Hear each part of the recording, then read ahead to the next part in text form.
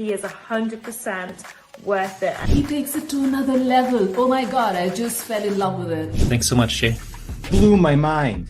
And it worked. I wanted to buy my thing. Jay is, I would say, the Yoda of sales calls, man. Just talking to Jay, he was so good at just taking what it is, seeing the opportunity and the value and the real reason we are making it. Talk to Jay because he got it.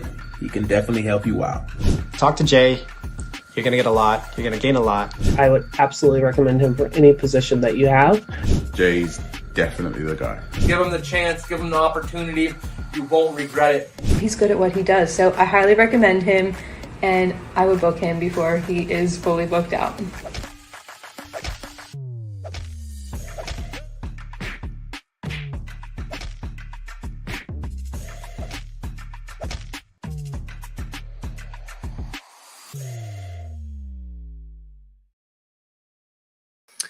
What is up, everyone? Welcome back to the Sales Ninja Show podcast, where we cut through the noise, ditch the outdated sales tactics, and show you how to close deals with confidence, strategy, and integrity.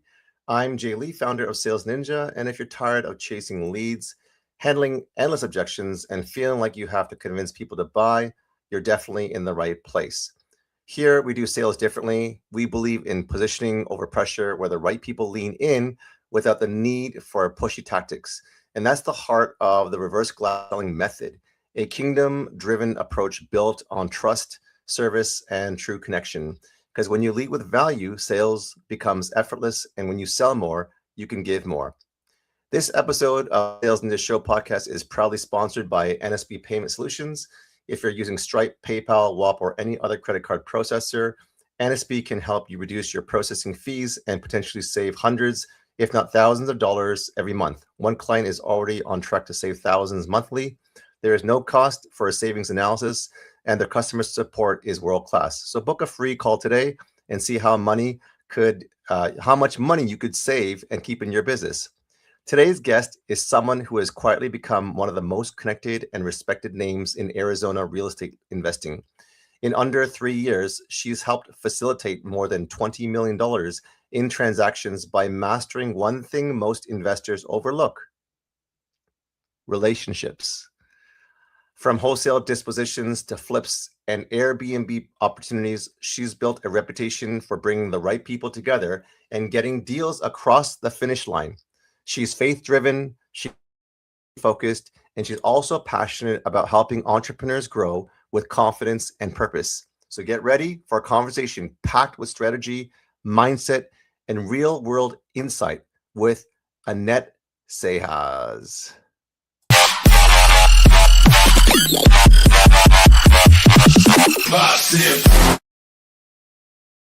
Hey, Annette, welcome to the show. How are you doing today?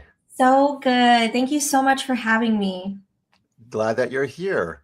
So let's dive right in, because people really want to know who this person is and how you got where you are. So what originally pulled you into the entrepreneurial journey and eventually into real estate? Yeah, absolutely. So my entrepreneurial journey started way before I even got into real estate. I mean, I've always been extremely driven, extremely, hustle mindset ever since I was little. Grew up very humble. So it was always about chasing the money, chasing that dollar amount. How much could I get at a very young age? And I think I always had that drive within. And it was the year of 2020 when COVID hit. I lost my job. I was furloughed from the airlines. I used to be a flight attendant. And I was put back in that mindset of like, okay, I got to hustle. I got to figure this out. I had no job. I had bills due. I just moved to Arizona. And I knew that I had to set myself up that wasn't going to fail me and just lose my job again. So I figured I need to become a business owner. I can't rely on a 9-to-5, a paycheck coming in. And so I pursued real estate. And since then, I've just been continuing to grow, build my personal brand. And here we are now, a few years later, created Better Home Offer out here in Arizona. Amazing. So I think what you mentioned in passing, which is kind of as if it was a natural thing, but for most people it's not. Yeah. You hustled when you were young. You had that drive. Now, some people are driven by poverty, some people are driven by trauma, some people are driven by abuse, some people are driven by being abandoned or orphaned. What story or what memory is it just built in naturally? Did something happen? How did you get such drive as a young person? Yeah, you know what? Like I mentioned, I grew up very humble. And so my mother, she was incarcerated since I was 2 years old. So I didn't really have that mother figure kind of in my life. And my father, hard worker, love that man. But he was, he did what he could to provide, and that was kind of like it. So not having those parental figures growing up really kind of alters your mindset to have to grow up very quickly. And that also includes having to provide for yourself. So that was kind of my early stages of life, was like, you know what? I need to figure it out. I need to provide. I need to pretty much make it happen for myself because nobody is there that I could rely on. And so that's how it was, from a little girl all the way up to 14 years old, where I was actually able to apply for a permit, start working early before 16, and start making some real money. And it was always, selling chips at school or, anything really to make a dollar. So, okay, so you said applied for a permit to work at 14 before you were 16. Okay, I don't know how that works. Is that I didn't even know that was a thing. How did you find that out? And how does it work? Yeah, so back in Texas, because El Paso, Texas is where I'm from. In high school, you could apply to work early, essentially, because legally you're not supposed to work under do all that until you're about 16. Right. So the high school actually would be able to allow, like, if you apply for it, you could work at the school and sell sandwiches during lunch hour. And I applied because I knew I wanted to make money fairly quickly. And so that was my first job, working at the school selling sandwiches during lunch. And it wasn't a lot, but it was like the best thing ever. I think I made like $300 a month. What? And yeah, and that was like, oh my gosh, this is great. Like, I freaking have $300 in my pocket. And so that was kind of the start for me. Like, I was seeing the capability I have to start working and producing for myself. Okay, I find that fascinating because most people will be busy, trying to make sure that they're wearing the right clothes or they have the right makeup or they have the right hair. Here you are hustling and 2 years ahead of your time, finding a way because of your upbringing and not having much to apply for a work permit 2 years before the working age and making hundreds of dollars a month. Selling sandwiches and chips. And some people, honestly, because my kids are at the age that you were at as well, some of them wouldn't be able to see themselves doing that. That might be a lesser thing, or like, that's embarrassing, or like, it's because I have no money, I'm working. Like, what was going through your mind? Did any of that have a factor or a role in that? It's so funny because I think the majority of the population does have that mindset. It's something that's less of. It's something that, she's struggling. But for me, I saw it as an opportunity and I took it. I thought it was crazy that not more, high school students were taking advantage of the fact that you could make money earlier than everybody else. You just had to do a simple application. You got going, better. In my mind, it was like, why am I wasting an hour of my lunchtime diddling around, not doing anything? And when I could really be making some cash. So my mindset was never embarrassment. It was always seeking and taking advantage of that opportunity that was right in front of me. Okay. That's interesting and impressive, because a lot of people, you try to teach them that and they still don't understand how to do that. So is that taught, or is that culture, or is that, how does that happen? I think how I was brought up definitely contributed to that, but I'm Mexican and I'm so proud to say it. And I think in our culture too, like, we're just naturally hard workers. We're always seeking an opportunity. We're always seeking how we could serve and help and build. And I think that also is just within me as well. I've always been a hard worker and I'm always seeking that opportunity. And then also I kind of loved just contributing at that time, like, to helping in school too, because I was making my money, but at the same time, like, I'm helping those workers distribute those sandwiches. And it just felt good to be a part of that. Now, there's something about, your hunger and humility versus the pride and ego that whether it's at 14 or whether it's at 24, 34, that many people have, that they're not willing to let go. They're not willing to risk. They're not willing to, because like you said, your mindset was never the embarrassment for many people, or they don't want to do a lesser thing. How do you teach other people, whether it's team members or people watching and listening, how to have that? Because I know you were brought up in as a Mexican, and you guys are hard workers, so that's more of a culture and upbringing. But if you're forming a new team or you're growing and scaling your leadership, can you teach that? And if so, how do you do that?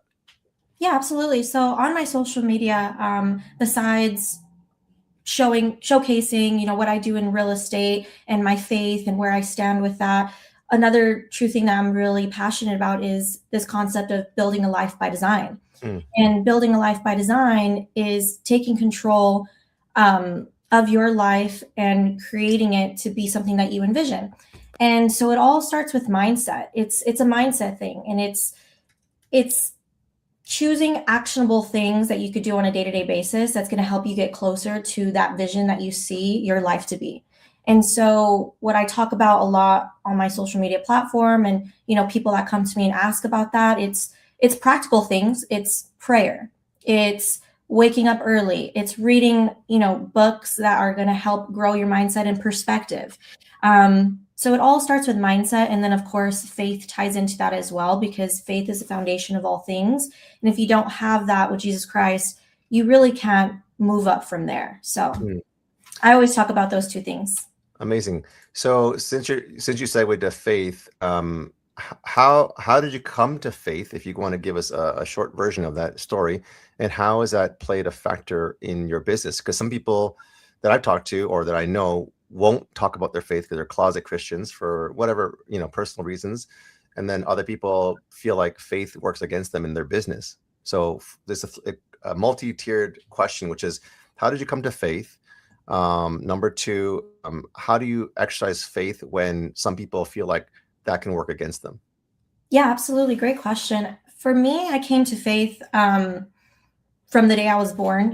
My family is very religious, grew up Catholic, and in the church. So as a baby, baptized. So I was always in the realm of Jesus Christ. But it wasn't until I was a young adult, and of course, with that type of upbringing that I mentioned earlier, it got me in a lot of trouble really early on. And so I was going down a very bad path as a young girl, affiliated with gangs, drugs.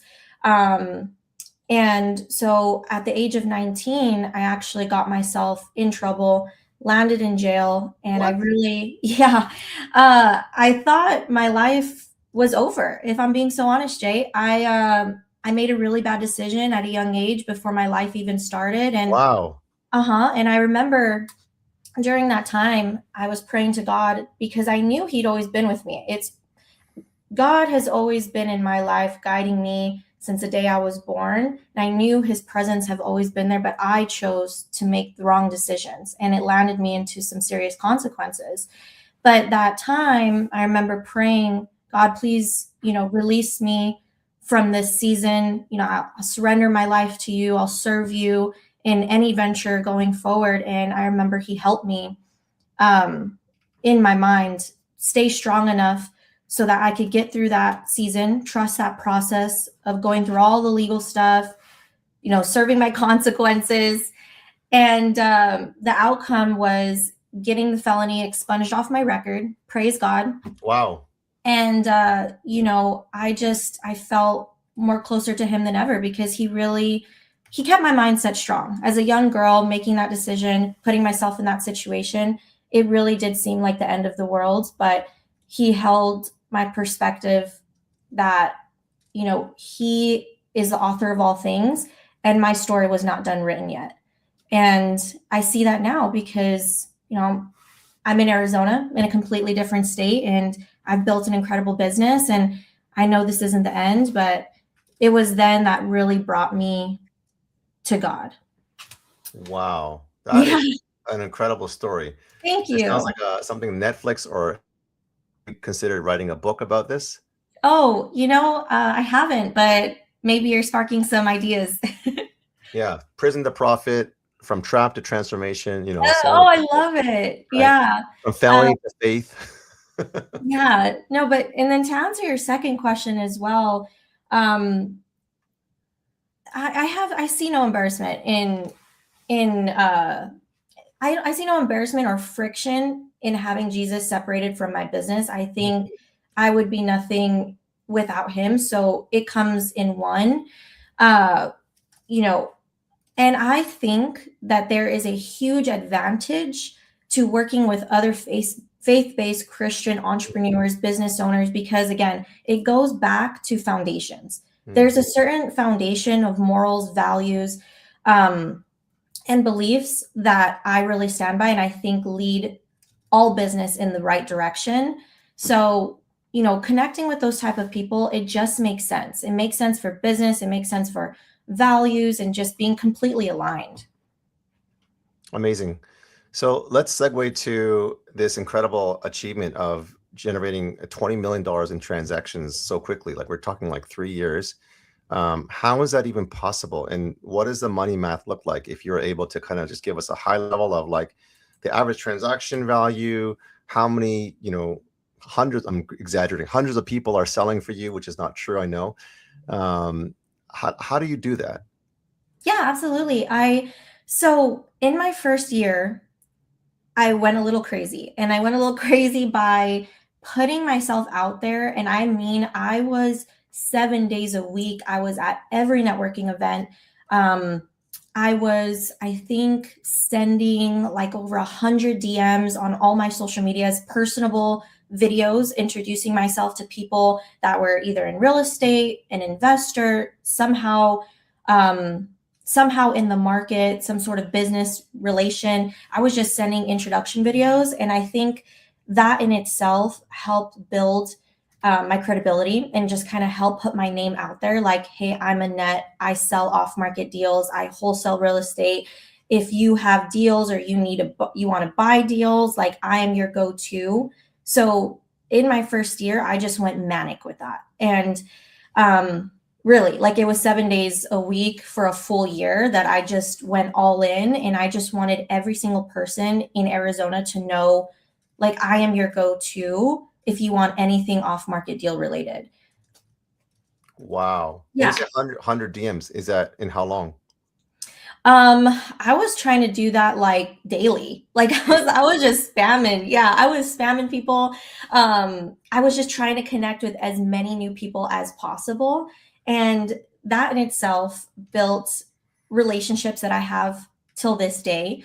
You know, they were like, wow, nobody sent me an introductory video before. Like, that's actually really cool. Let's hop on a call. What do you do? And I've built those relationships since. But to answer your second part of your question, as far as like numbers go, it was a little up and down. I really started in 2023. So market was tremendously different than it is now.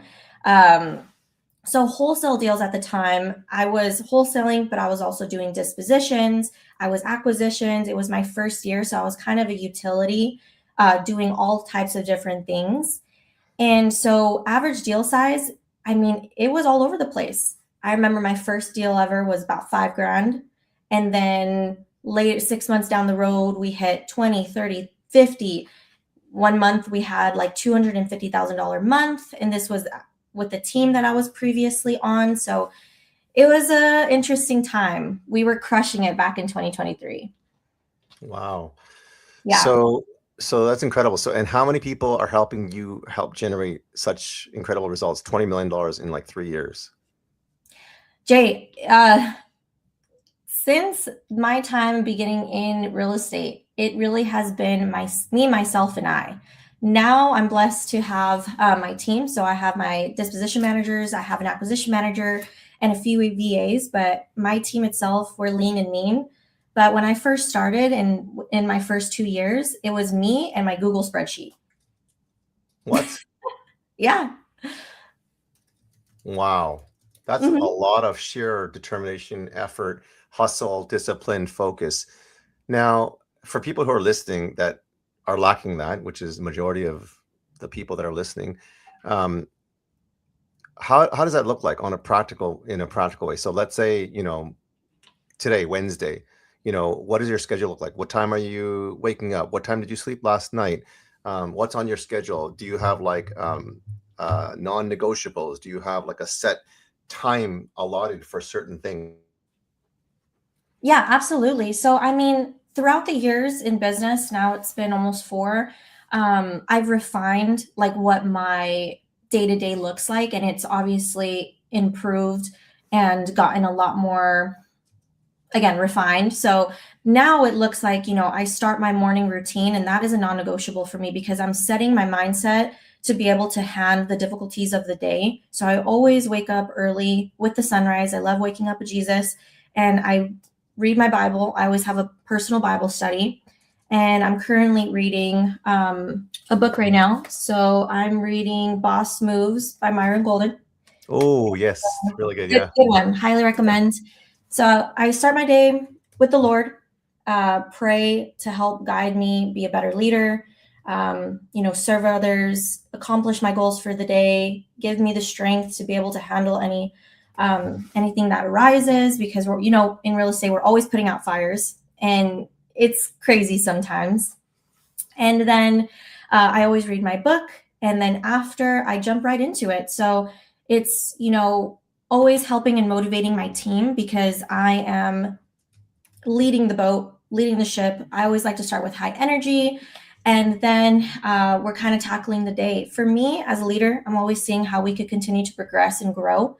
So I'm constantly trying to find what we could do to improve our systems, to improve our team, to improve the quality of the deals that we're producing, and how I could serve my investors that I've been working with for so long in a better way. So that's been my focus right now.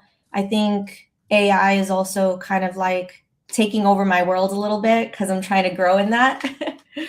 So that's a perfect segue. Like, so how is AI taking over? And can you share some practical either applications or tools or systems that you're building or using on a daily basis?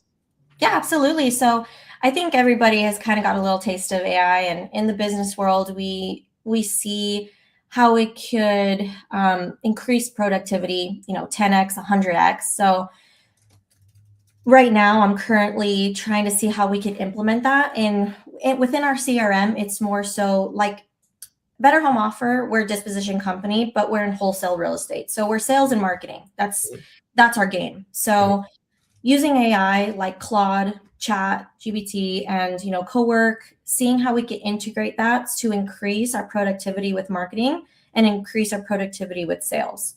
So it's just about refining that AI so that it could totally be another team member and help us reach our goals 10 times faster. Is there an example where you're using either Claude or Cowork, where it's automating a process, or it's working as an employee, or it's doing social media or doing lead generation, any of those things? Yeah, right now what we got plugged in is Claude actually packaging and building the deals that people send. So a lot of people within the Arizona market send me deals that they get locked up so I could sell them to the cash buyer investors in the network that I've built. So those leads come from different channels. We have our website, we have our Facebook, my personal social media. So what that Claude AI agent does is it actually grabs those deals, packages it up, and sends them out to our team so that we could work them with our investors. And before that, we were kind of doing that manually. So incorporating that AI to kind of do it all systematically and at such a faster pace, is increasing our productivity and being able to get these really good deals in front of investors a lot faster. Wow, that's incredible. So I think a lot of people are afraid of AI and they don't know where to start. Are you hiring people to build them out for you, or are you guys learning it yourself to figure out? Yeah, so I will admit, I am definitely one of those people that was scared of AI. I am totally, like I mentioned to you, when I first started, it was me, myself, and I, and my Google spreadsheet. And so I like kind of like that old school tracking everything. Like I never was very tech savvy. So getting introduced to AI, I was probably a little bit later on jumping on the train to get that really incorporated. So for me, it wasn't ideal to try to sit there, learn it. I prefer to totally hire out and have somebody build it for me. And that's an investment I think is necessary for anybody that is curious, sees the benefit, but knows that they're just not ideal to build out a whole AI system. So don't be afraid to connect with the right people that are the professionals in that space that could actually help magnify your business, because it's such an incredible tool. I highly recommend it to anybody that is a business owner, entrepreneur, don't have to be in real estate. It's really making a huge difference in productivity. How has it in terms of return on time, return on investment? How has AI played a role, and how much time are you saving if it's working for you and doing the stuff that maybe you used to do or your team members used to do that it's doing for you? Yeah, absolutely. So we're barely getting incorporated right now, but what we're seeing is that obviously like having a virtual assistant, an actual human being, they're working within hours versus AI is working 24 hours on the clock. So that itself is like already saving you an additional 12 hours of work time because it's working while we're sleeping, right? It has the capability to never have to clock in or clock out. And so that itself is just saving so much hours, so much time, so much money instead of, having someone work the night shift and working all night long. It just doesn't make sense. So that itself, AI has, it's really incredible because it's just a tool that could work for you at any hours of the day. And it could truly replace a team member or a VA's role of what they were doing before. Yes. So that's what's cool. And that's what I'm currently learning. I'm in the process of, building more of these agents. And so, teaching the AI to precisely replicate exactly what a virtual assistant does or dispo manager does, acquisition manager does. You build out those systems, SOPs, and then it literally clones exactly that type of work that person is doing. And it's generating that productivity like 10x time faster. Wow. And what's your software stack? Do you say Claude and Cowork or OpenClaw or? Yeah, so Claude, and then of course we have like our CRM, and then we're using ChatGPT. And so just like the basics right now, of course, we're continuing to improve and evolve and add more of the AI agents and all that stuff, but little by little. Okay. Now let's talk about leadership and team building. Like, I know you were working with yourself, me, myself, and I, and then you brought on some people, disposition, acquisition managers, and VAs, and now you have AI agents working for you. How do you build trust quickly in a business that is losing trust, or maybe trust is eroding? Yeah, building trust, I think, is leading by example. I work every single day till this day. I'm working with my investors. I'm putting myself out there. I'm making my videos. And so I'm leading by example and showing my team that, the work that I'm doing, they're just as capable, and this is how to do it the right way. And also, I think leading with integrity in a business that there's a lot of people that don't do that. Being that example within the industry makes a huge difference. And that's, I know 100% how to build trust. And when you're growing and, making all these sales and, you were doing obviously a lot of days, a lot of hours, which could lead to burnout. And you can comment on that if you want. What leadership lessons did you learn along the way as you're managing growth and scale and also bringing on new people, new team members?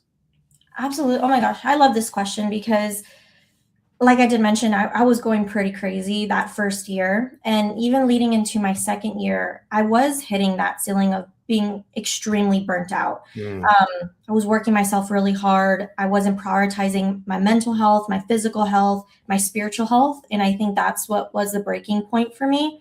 And so it led me to actually getting pretty sick. And I think God intentionally allowed that to happen so it could slow me down, make me reprioritize what's the most important thing, because faith and ambition can coexist, but the key is that faith is first.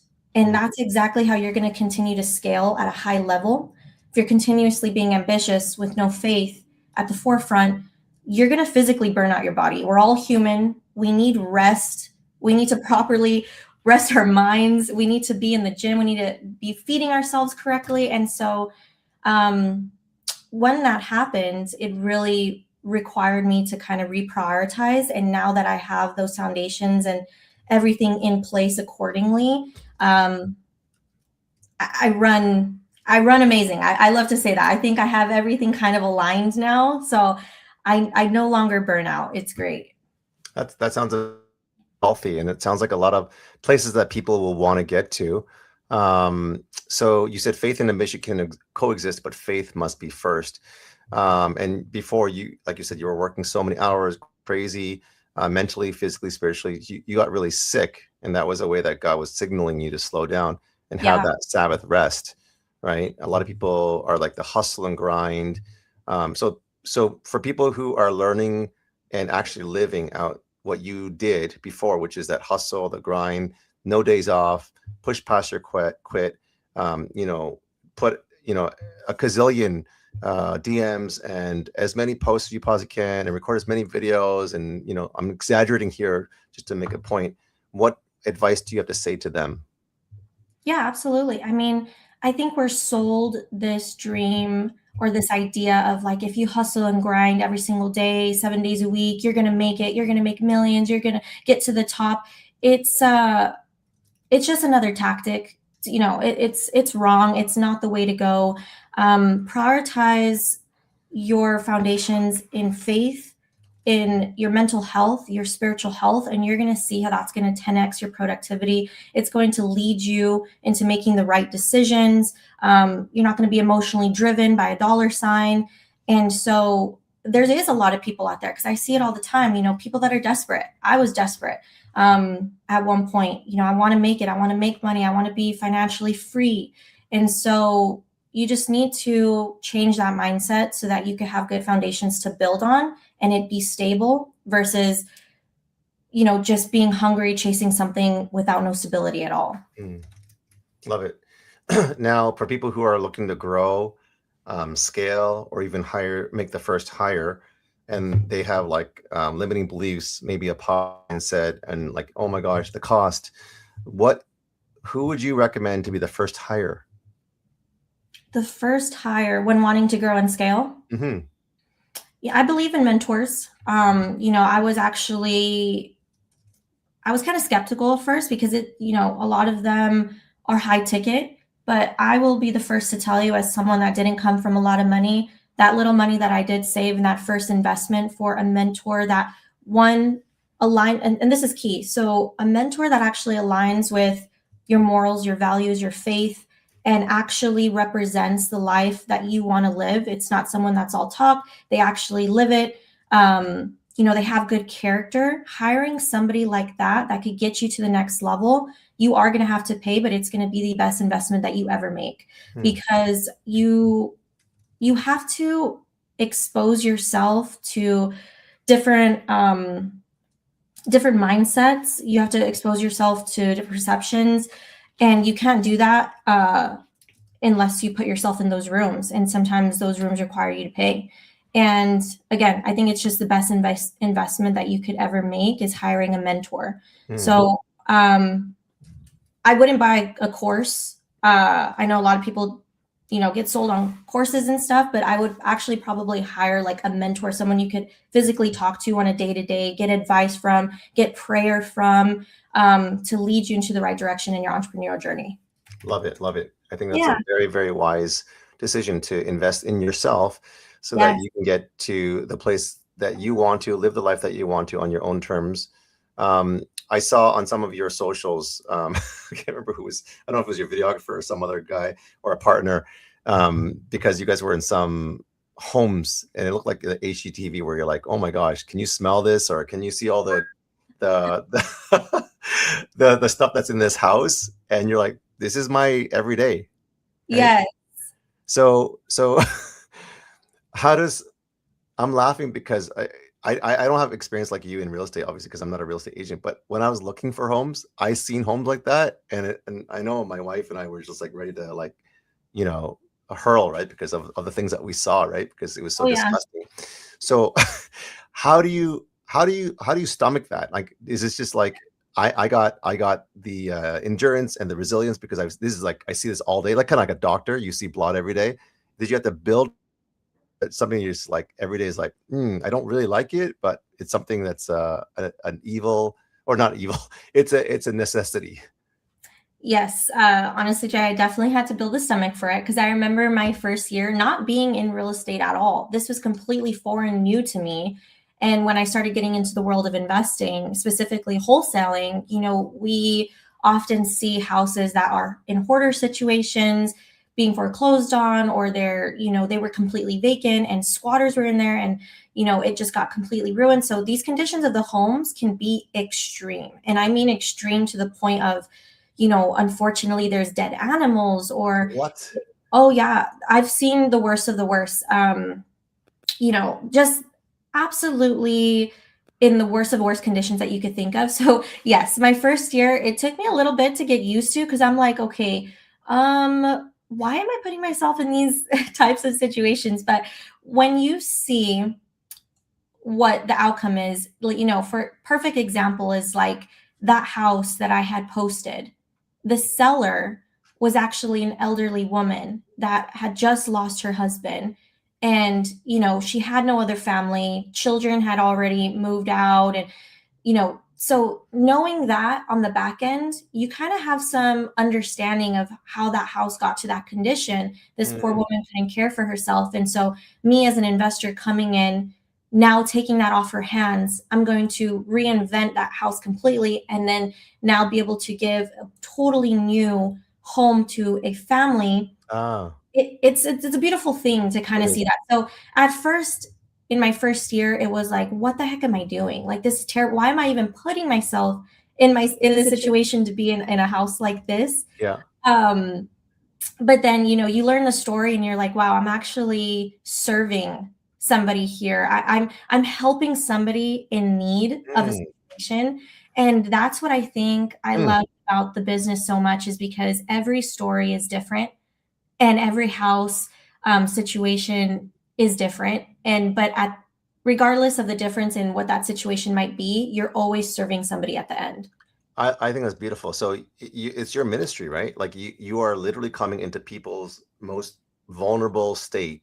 And you know, they have lost loved ones or they've become hoarders because they have conditions, and you're coming into they're literally into their private space. Yeah. Where there's embarrassment, there's shame, but you're coming in as a servant and a leader to help them either sell it or get it flipped or get, you know, all these different things. I just want to show the audience a bit of the social media that you do. And I think there's an art and a science to what you do that I think you do better than most. And I want you to kind of explain after I show the video, how is it that you present the stories? I think you do it well in a way that you're serving people, that people will want to work with you. So just to set up the frame for the stories that are literally happening right now, Annette is a successful real estate, showing some of the flips, and you see the before and afters. And I was like, wow. Okay, so take a look at this, guys. Chambeando, los billetes me están dando, babacucha estoy sembrando y las pacas estoy sacando, carros nuevos manejando, cada año estoy comprando un Mercedes 5.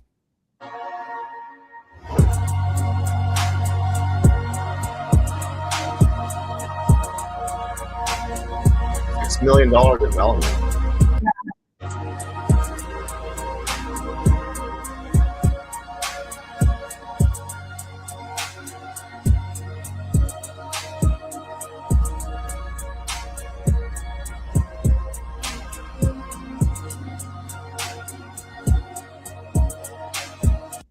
A lot of different networking events. Okay, so can you kind of explain kind of like the mindset and the strategy of how you're doing social media? Because I think you do it well. And you doing social media, and how are you selling and using sales, using social media as a platform for sales, if that makes sense? Yeah, absolutely. So with my social media, what I like to showcase is the actual, um, like the actual things that I'm doing with my investors. So the deals that I sell to them, I always show kind of the before. That video prior to this one shows the progress of what my investor is actually doing. And I like to actually go in there and say, hey, this is what he bought it for. This is how much he's putting in. This is his exit strategy. This is how my investors are winning with me and why they return to me every single time, to find really good off market deals to flip. And so I like to show live case studies because a lot of investors, or people that are interested in getting in investing, don't really know where to start or who to trust. And so I like to be that person that actually gives value and shows like this is what we're actually doing with live deals. Okay, I'm pausing because that's brilliant. So what Annette was just saying, just to recap, is she's showing you live deals, and I know you did a kind of I don't know if it's a pivot or strategy pivot a couple of maybe weeks ago, where you said you're going to be more visible and you're going to be presenting to your investors what you're actually doing, so you can show people what's possible. So let's say the initial investment is $100K. You guys do a flip for, the renovation costs another $100K, so it's $200K, but you sell it for like, $500K. So then the net profit is $300,000. So you can get this amount. That is powerful because what people want to see is before, after, and a simple, breakdown of like, what was the actual deal? How much did it cost? How much did you invest? How much did you sell it for? What was the net profit? And as an investor, they're thinking, okay, I want to get on Annette's next deal. Exactly. Yeah. So, my thought process, and I definitely wanted to start doing this because I realized I was like, I have 12 or 13 investor projects currently in progress right now. So I'm like, I'm going to take my audience with me, and we're going to talk about every single one and answer these questions that most people have. And then also, again, just provide that value because most people want to know what's actually working, what's selling right now. Even investors that may not be working with me, they're seeing like, okay, Annette's investors just sold this property that they bought from her and it got 10K above asking. Like, what did they do? And so they could take something from that as well. That's amazing. So this is a project you're working on, is this one? I wish. No, this is my friend Vicente's, a $6 million development. Him and I are part of the same mastermind. And so I wanted to go and support his new project. But also what I was showcasing here was he was a flipper. He flipped single family homes. And so I was sharing with my audience, what the change is from being just a single family home flipper to now going into development and what that looks like. And he just had a successful $6 million development from dirt to listing in 8 months. What? Yeah. What do you mean? They built this thing in 8 months? Yeah. How the heck did they build? How big is this thing? This is a little under 6,000 square feet. 6,000 square feet? Mm-hmm. So, I mean, I'm in Toronto and I've seen builds go to like 3,000 to 5,000 square feet, but it takes them a year and a half.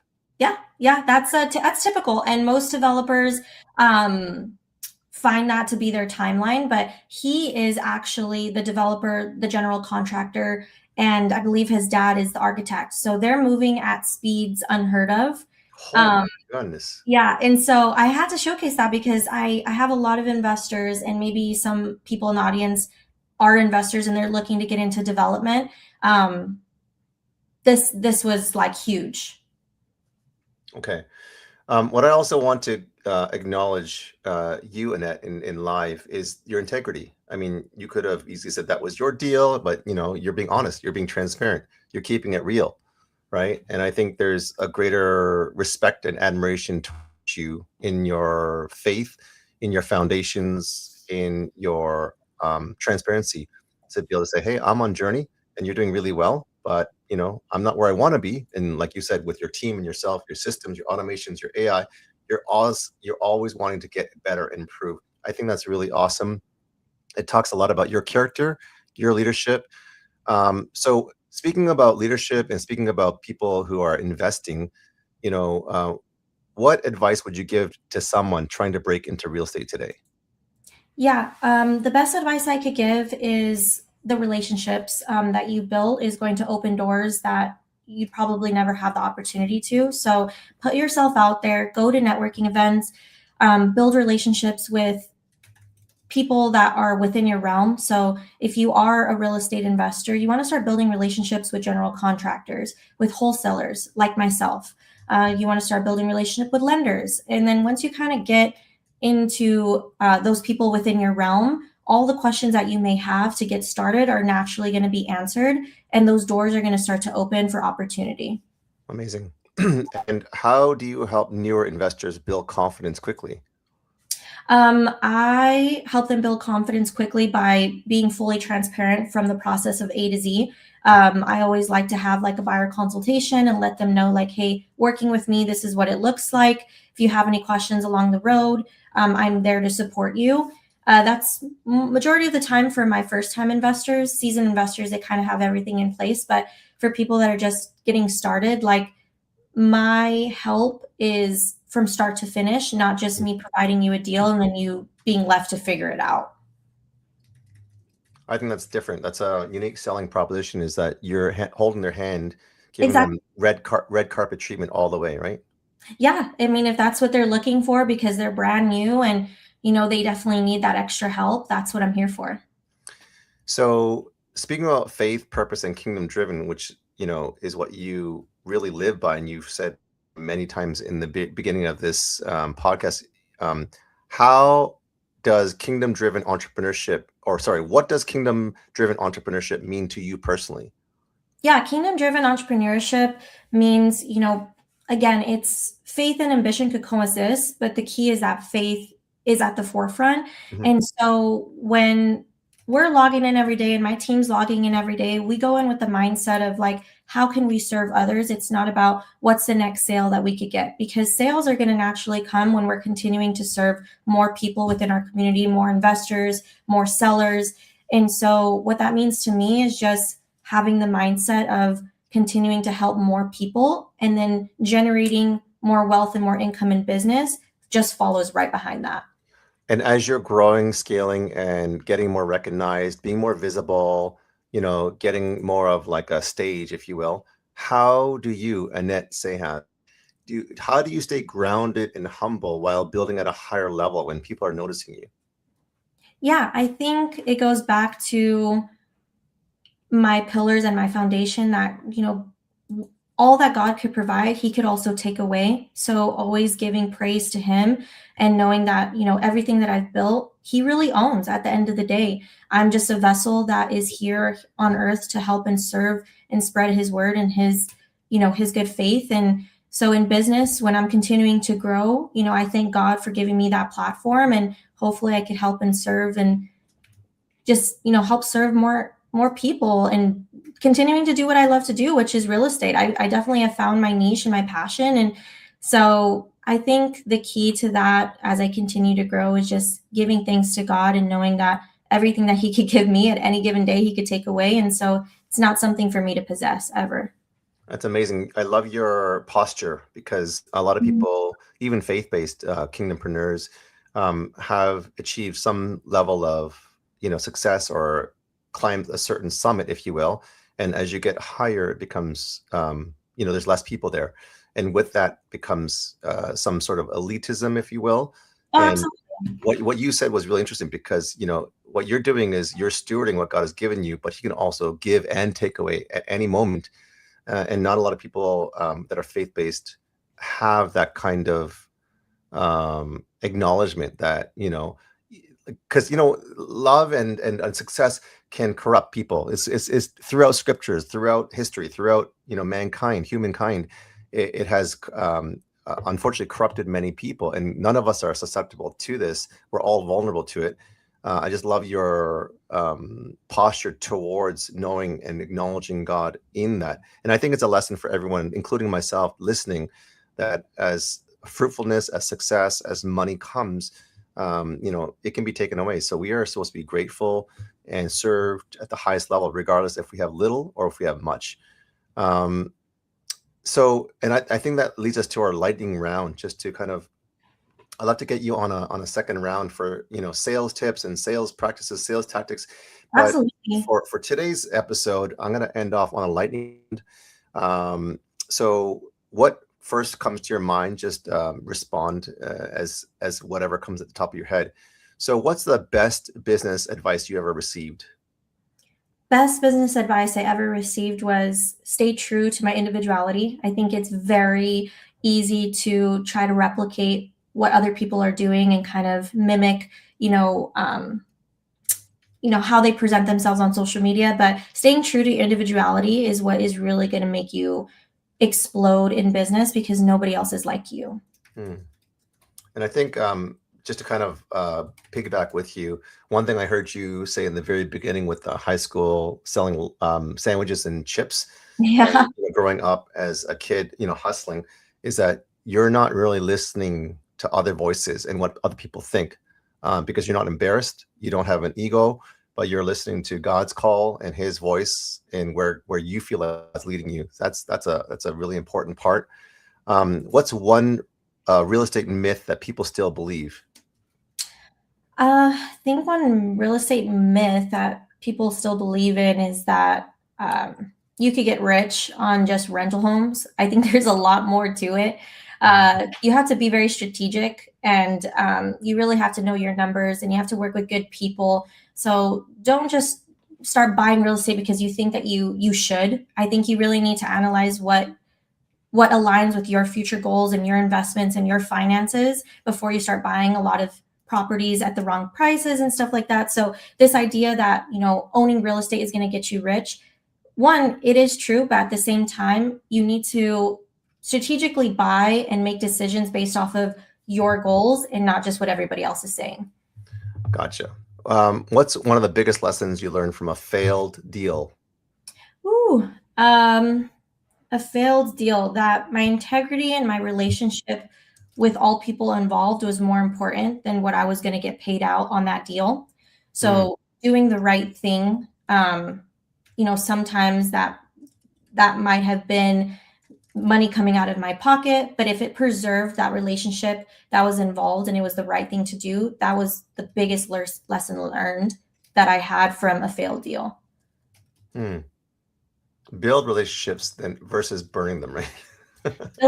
Preserving relationships. I think sometimes I've noticed that some people are willing to burn a good relationship that they've had because they would rather get paid out, or, they want to keep the deal. So they're going to ruin their friendship. I mean, I see it all the time. So for me, I'd rather lose out on a deal. We'll get the next one, and I still have a good relationship in place.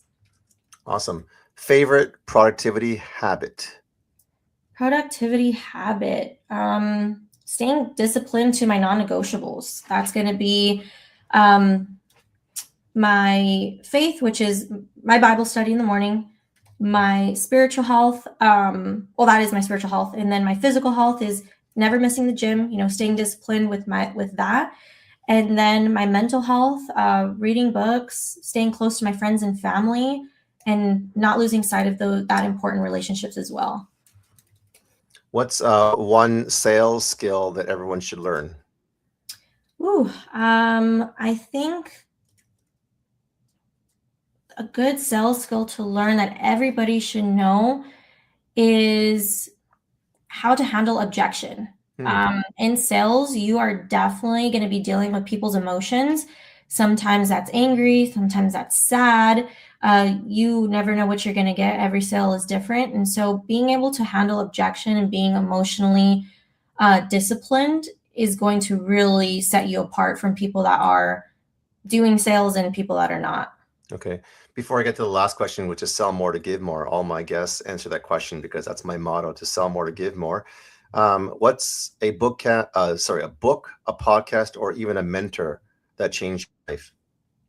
Right off the bat, Ed Milet. He is an incredible entrepreneur, podcaster, leader. And so he has completely changed my mindset on how I serve and lead others, and also how I handle my own emotion. Oh, yes, The Power of One More. That's my favorite book. Yes. I love it. It's one of my favorite too. Yes. The starting story is just gripping, right? I relate to his story and his upbringing with his father. And so, I mean, everything that man represents, I definitely stand upon. Amazing. Yeah. Is there a mentor that helped change your life as well? I've invested in a few mentors, but I'm gonna be honest. I don't know if this could be an answer, but Jesus. Like, I think my relationship with God, and I'm talking about really understanding the Bible and His Word and His teaching and His true foundations, has been my biggest mentor in decision making in business, relationship, friendships, anything. So He's my biggest mentor, honestly. That best answer ever. I love it. Thanks. Yeah. It's never really been a person. I mean, I've learned a lot from people for sure, but I mean, my biggest mentor for sure has been him. Amen and amen. Amen. Last question. What does it mean for you to sell more so that you can give more? Sell more to give more. What that means to me is just, I guess, just providing more value, continuing to grow in what I could give to others. And it doesn't always have to be in business. It could be in advice, spiritual leadership, and just overall giving more in that. I think that naturally reciprocates. And so, again, just being in that position, that heart space, that mindset is always going to bring more sales. And that's what I think really sets apart those very successful entrepreneurs and the ones I feel a little bit more stuck. So much in here. So, but because of time, we have to close and do a part 2. Heck so yeah. Thank you so much, Annette. Thank you guys for tuning into the Sales Ninja Show podcast. Now go apply what you learned to your next sales conversation. Practice leading with clarity, calm, and service.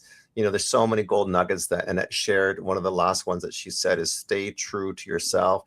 Don't try to be someone else. Don't try to mimic. Don't try to copy. God called you to are, because you're special, you're cherished, you're loved, and you have a gift, and He takes your mess to give you a message to change the world.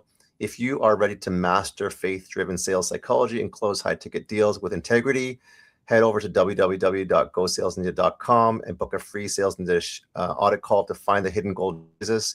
We're here to help you sell with confidence and serve from a place of purpose. If you want to connect with Annette, you can connect with her on Facebook.